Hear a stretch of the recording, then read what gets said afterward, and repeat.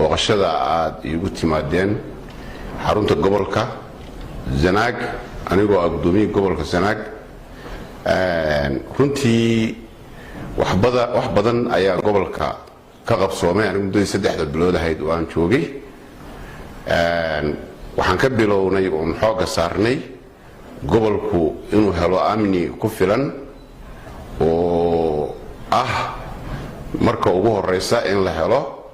goobihii amniga oo ay ka mid tahay qaybtii oo ay ka mid tahay maxkamadii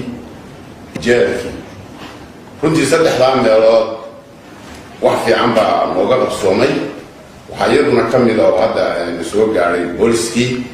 oo iyaguna si habsami ah shaqadooda u bilaabay runtii gobolku hadda maanta waxaan isleenahay waxa dawladdu ay qabatay iyo waxa dadweynuhu u qabtayba way isgaareen gobolkii maanta amni fiican baa ka jira waxa ka jira horumar fiican oo la taaban karo way shaqeynayaan laamihii amniga waxa uu hadda qabyo ah oo la sugayaa oo bulshada laga rabaa inay hadda dardar geliso dhaqaalihii qayb badan loo hayaa waa jeelkii laakiin intii kale oo horumar laga rabay in laga gaaro oo amniga ahaa si fiican bay u shaqeynayaan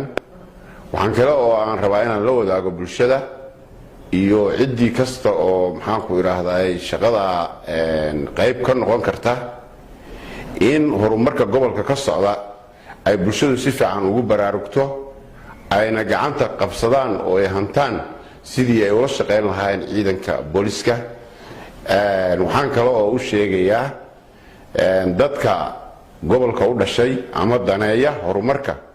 inay ka qayb qaataan jeelka una ka qayb qaataan lacag bixintiisa iyo maxaan ku iraahdaa qabyatirkiisa gaar ahaan waliba bulshada reer Sanaag baan aad ula hadlayaa haday dal jirto iyo haday dalka joogto iyo dibadda joogto